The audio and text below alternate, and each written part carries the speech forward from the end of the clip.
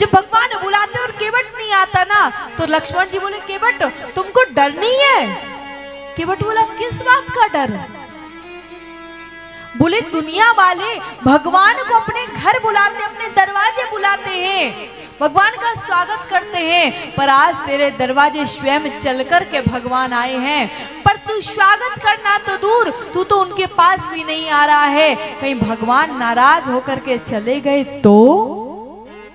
केवट बोला यही तो मैं मर्म जानता हूँ, कहो तुम्हारा मर्म में जाना। बोले क्या? बोले मैं जानता हूँ कि एक बार आ गए अब लौट करके नहीं जाएंगे। भगवान के बार बार आग्रह करने पर केवट आया प्रभु के पास, और भगवान के पास में आकर के केवट से भगवान ने कहा केवट हमें पार कर दो ना,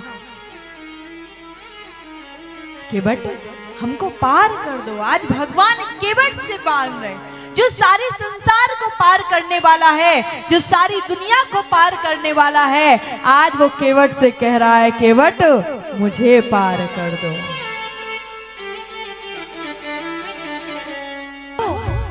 केवट से कहते केवट मुझे पार कर दो ना। केवट बोला सरकार कैसे पार?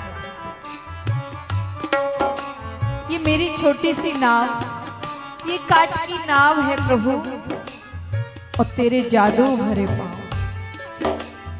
सरकार लाए आपने छुअत शिला नारी बन गई,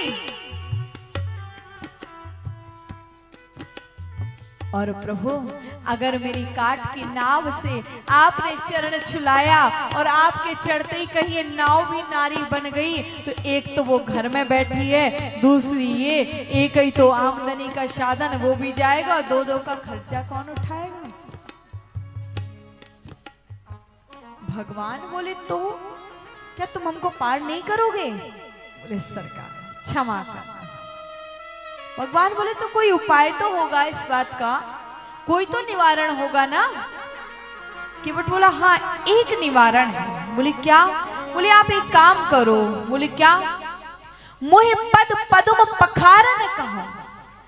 बोले एक काम करो, आप मुझसे कहो केवट मेरे चरणों को पखार लो, केवट मेरे चरणों को धुल लो, और मैं आपके चरणों को धुल दूंगा तो सारी रज निकल जाएगी, आप मेरी नाव में चले जाना। अब राम जी कैसे कहते कि मेरे चरणों को धुल लो? राम जी बोले ठीक है केवट जो तुम्हें करना है कर लो। बोले नहीं नहीं ऐसे नहीं, आप कहो केवट मेरे चरणों को धुलो। सरकार बोले तो बोल तो रहा हूं जो करना है सो कर लो ना। बोले ना स्पष्ट बोलो। अब राम जी कैसे कह दे? केवट बार बार कहता प्रभु कहो ना।